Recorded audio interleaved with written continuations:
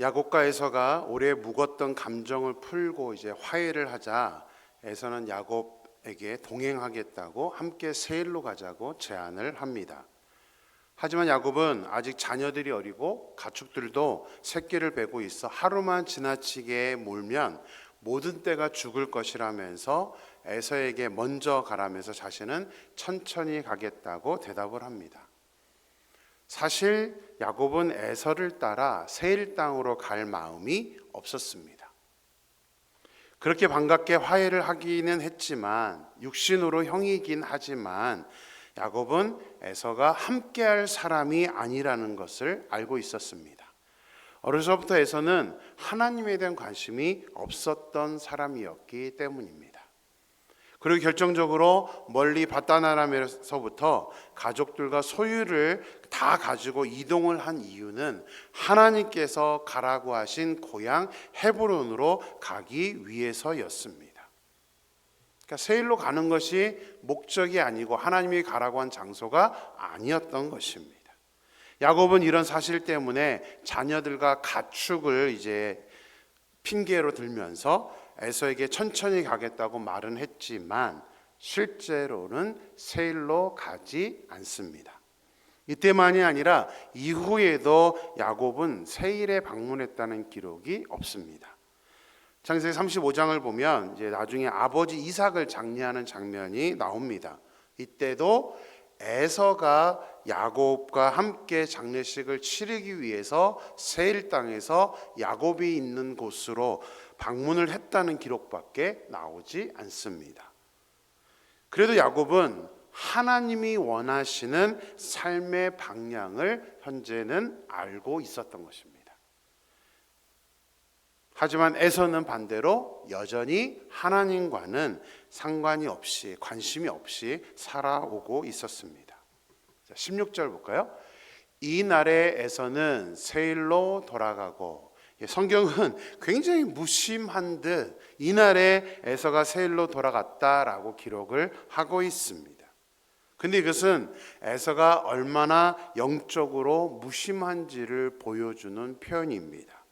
에서는 20년 만에 야곱을 만났습니다. 그리고 야곱에게서 하나님께서 4명의 아내와 12명의 아들들을 은혜로 주셨다는 한마디 어떤 간증을 들었습니다. 거기다가 야곱이 가축들을 선물로 주겠다고 했을 때에 이 또한 하나님이 은혜를 베풀어 주셔서 지금 소유가 넉넉하다. 그래서 550마리나 되는 그 많은 가축을 에서에게 주어도 아무 문제가 없다는 것을 지금 에서에게 말을 했습니다. 하지만 에서는 아무리 야곱이 돌아왔고 하나님이 하신 그 역사에 대해서 들었지만 야곱과 함께 영적인 공동체를 이루려는 마음이 없었습니다. 그래서 그냥 자신이 선택했던 자기의 장소, 자기의 길로 가고 마는 것입니다.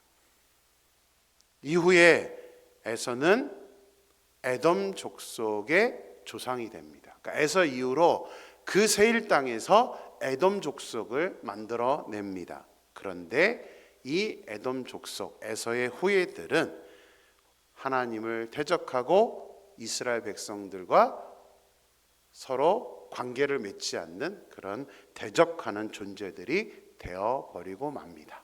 에서가 그만큼 자신들의 후손들을 하나님을 믿는 그런 사람들로 만들지 않았다는 사실입니다. 에서의 삶에는 하나님에 대한 목적, 하나님에 대한 방향감이 전혀 없었던 것입니다.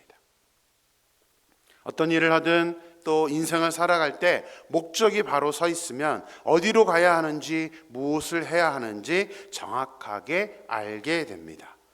이것을 목적이 주는 방향감이라고 제가 정의를 한번 내려봤습니다. 목적이 주는 방향감. 우리는 반드시 우리 삶의 목적이 무엇인지, 현재 방향감을 갖고 살고 있는지, 그 방향대로 가고 있는지를 반드시 확인을 해야 합니다. 그래야 우리가 해야 할 일과 하지 말아야 할 일을 정확하게 구분할 수 있는 것입니다. 우리의 삶의 목적이 무엇이죠? 우리 기독교인들에게 삶의 목적에 대해서 물어본다면 소요리 문답이라는 곳에서 정확하게 질문하고 대답을 해주고 있습니다. 소요리 문답 제1조의 질문은 인간의 제일 되는 목적이 무엇인가? 라는 질문입니다. 여기에 대한 대답을 그대로 보여드리겠습니다. 인간의 제일 되는 목적은 하나님을 영화롭게 하며 영원토록 그를 즐거워하는 것입니다 라고 대답이 되어 있습니다. 그렇다면 마땅히 우리의 삶은 하나님을 영화롭게 하는 것이 삶의 목적이어야 됩니다. 그것이 최우선되는 우리의 삶의 기준이고 방향이어야 된다는 사실입니다. 삶의 목적을 다시 한번 우리가 정립하고 그리고 그 목적대로 우리가 방향감을 갖고 살게 된다면 우리는 지금 명확하게 내가 무엇을 하면서 어떻게 살아야 되는지를 정확하게 알 수 있을 것입니다. 소망합니다. 우리 사랑하는 임마교회 모든 성도님들이 삶의 목적에 따라 바른 방향으로 하나님의 길 안에서 살아갈 수 있는 우리 모두의 삶이 될 수 있게 되기를 주님의 이름으로 축원합니다. 자, 12절부터 20절까지 오늘 본문의 짧은 본문을 보면 삶의 목적에 따른 방향감이 있는 것과 방향감이 없는, 방향감을 잃은 모습이 어떻게 다른지 이제 대조적으로 잘 보여주고 있습니다. 에서의 동행 요청에는 야곱이 목적을 잘 잡고 있었기 때문에 또 방향감을 갖고 있었기 때문에 세일 땅으로 가지는 않았습니다. 근데 그런 야곱이었는데 무슨 일인지 세겜 땅 숫곳이라는 곳에 이르러서는 더 이상 고향인 헤브론으로 가지 않게 됩니다. 왜 그랬을까요? 이 숫곳이라는 땅은 어린 자녀들과 가축들을 기르기에 좋은 환경이었기 때문입니다. 17절 말씀 보겠습니다. 야곱은 숫곳에 이르러 자기를 위하여 집을 짓고 그의 가축을 위하여 우릿간을 지었으므로 그 땅 이름을 숫곳이라 부르더라. 야곱은 숫곳에 이르러 집을 짓고 우릿간을 짓습니다. 근데 여기서 집이라는 단어는 우리 그냥 집이라고 이제 한글 성경에 번역되어 있는데요. 히브리어의 집이라는 단어는 유목민족이었던 또 이스라엘 백성들이 보통으로 짓는 임시적으로 짓고 이렇게 설치했다가 다시 푸는 그 텐트가 아닙니다. 여기서 집이라는 단어는 고정된 거처를 의미하는 단어입니다. 야곱은 숫곳에서 임시로 거주할 생각을 하지 않았던 것입니다. 앞에 우리 아브라함이나 이삭 얘기할 때 항상 나왔다는 단어가 뭐죠? 임시로 거주하기 때문에 이제 거주라는 단어, 그러니까 템포러리로 그들은 항상 텐트를 지고 살았습니다. 그런데 지금 야곱은 텐트가 아니라 아예 고정된 그런 집을 지으면서 마치 아주 오래 살 것처럼 그런 지금 모습을 보여주고 있다는 사실입니다. 그런 집만 지은 것이 아니죠. 우릿간, 가축을 지을 수 있는 그 외양간까지도 지었던 것입니다. 야곱이 이와 같이 숫곳에서 오랫동안 지체한 것은 결코 신앙적으로 좋은 일은, 좋은 모습은 아닙니다. 분명 하나님이 야곱에게 말씀하신 것은 고향 땅 헤브론으로 가라는 것이었습니다.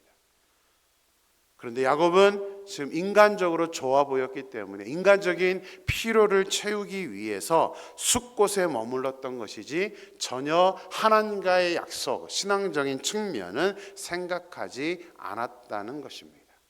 17절 말씀을 다시 한번 보면요.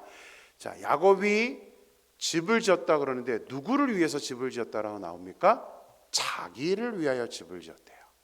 또 우릿간을 지었는데 누구를 위해서 우릿간을 지었대요? 가축을 위해서 지었다라고 말하고 있습니다. 전혀 하나님을 위하거나 하나님을 생각하지 않았던 것입니다.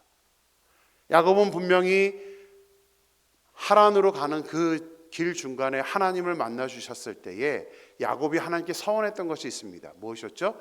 자기가 돌아오게 되면, 무사히 돌아오게 되면 하나님께 성전을 지어드리겠다라고 약속했습니다. 11조를 드리겠다고 약속했습니다. 근데 지금 고향 땅으로 오지도 않는 겁니다.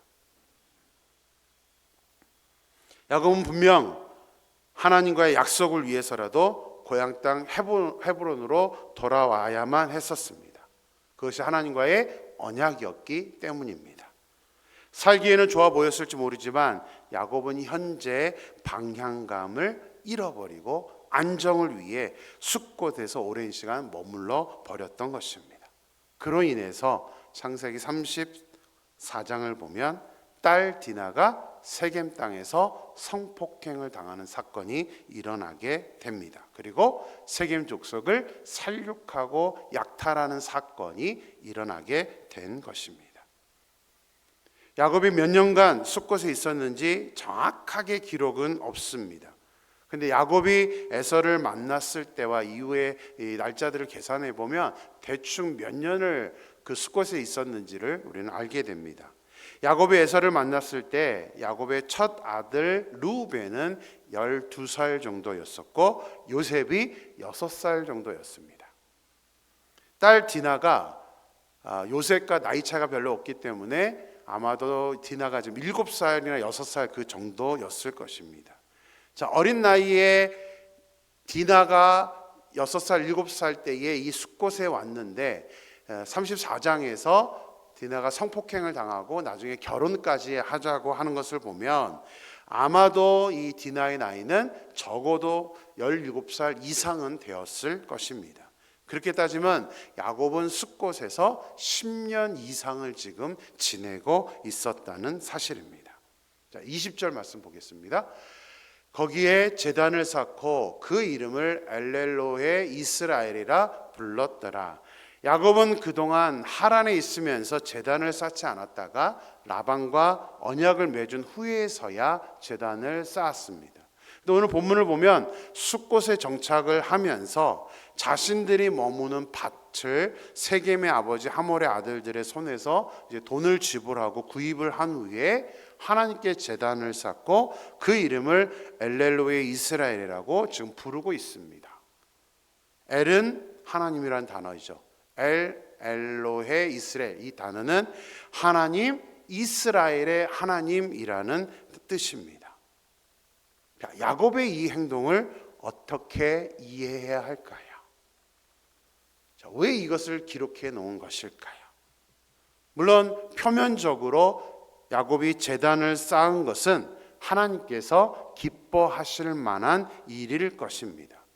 야곱은 나름대로 신앙적인 의식으로 제단을 쌓았습니다. 그러나 앞에 말씀드린 것처럼 야곱은 지금 더 중요한 것을 놓치고 있습니다. 제단을 쌓는 게 우선이 아니라 지금 야곱에게는 무엇이 우선돼야 됩니까? 하나님과 약속을 지켜야 되는 것이 우선돼야 됩니다. 그러면 헤브론으로 가야 됩니다. 제단을 쌓는 것보다 더 중요한 것은 하나님의 명령에 순종해서 빨리 헤브론으로 가야 되는데 지금 야곱은 제단을 쌓고 있습니다. 이 제단을 쌓는 행동은 야곱이 정말 진정으로 감사해서 하나님과의 그 관계 때문에 제단을 쌓은 것이 아니라는 것을 깨닫게 됩니다. 이미 방향감을 잃고 안정된 생활에 빠져 있다 보니까 지금 야곱은 자신이 무엇을 해야 되는지는 그 사실에 대해서는 잊어버리고 일종의 안전장치처럼 지금 제단을 쌓고 있었던 것입니다. 우리도 신앙에 대한 방향감, 그 목적을 잃어버리면 진짜 해야 할 일은 하지 않으면서 불안하니까 요식행위처럼 우리가 안전장치처럼 예배를 드리게 되는 경우가 많습니다. 많은 그리스도인들이 주일날 예배 드리는 것을 어떤 안전장치로 생각하는 경우가 있습니다. 안 드리면 하나님께 혼날 것 같다라는 생각을 하는 분들도 있습니다. 하나님이 원하시는 것은 그냥 나와서 예배 드리는 것이 아닙니다. 성령과 진리로 우리가 진정한 마음으로 하나님께 예배 드리는 것을 원하는 것이 의무감으로 예배에 참석하는 것을 하나님이 기뻐하시는 것은 아니라는 사실입니다. 우리가 그런 어떤 중심이 없다 보면 우리는 예배자가 아니라 관중이 되어버리고 맙니다. 그냥 와서 예배 참관하고 예배 쳐다보는 사람이 되어버리고 맙니다. 예배는 절대 관중으로 앉아 있어서 하나님이 기뻐하는 것은 아닙니다. 온전한 예배자가 되어야 하는 것입니다. 창세기 33장의 짧은 이 구절 안에 삶의 목적과 방향을 갖고 있었을 때의 그 모습과 야곱의 모습과 그렇지 않았을 때 야곱의 모습이 얼마나 다른지를 보여주므로 하나님은 지금 우리에게도 도전을 하고 있습니다. 삶의 목적과 방향감을 잃어버리지 말고 살기를 오늘 본문은 우리에게 도전을 하고 있다는 사실입니다. 오늘 큐티책에 선곡한 찬양은 마커스의 지금 이 자리에서라는 찬양입니다. 후렴 가사를 보면 지금 이 자리에서 주를 바라보며 지금 이 자리에서 주가 영광 받으시도록 주께 순복하리라, 주께 나아가리라, 지금 이 자리에서 살아내리라 라고 가사가 되어 있습니다. 하나님이 원하시는 모습입니다. 지금 이 자리에서 우리가 순종하고 나아가는 것을 하나님이 원하시는 것입니다. 우리의 삶에서, 지금 나의 삶에서 하나님께 순종하고 나아가는 것이고, 지금 이 삶의 자리에서 우리가 하나님과 만나면서 예배드리면서 나아가는 것이 하나님이 우리에게 진정으로 원하시는 그 삶의 모습이라는 사실입니다. 우리에게 주어진 지금 이 자리에서 우리가 주님께, 또 주님께서 영광 받으실 수 있도록 주께 나아가는 삶을 살 수 있는 저와 여러분이 되기를 주님의 이름으로 축원합니다. 기도하겠습니다.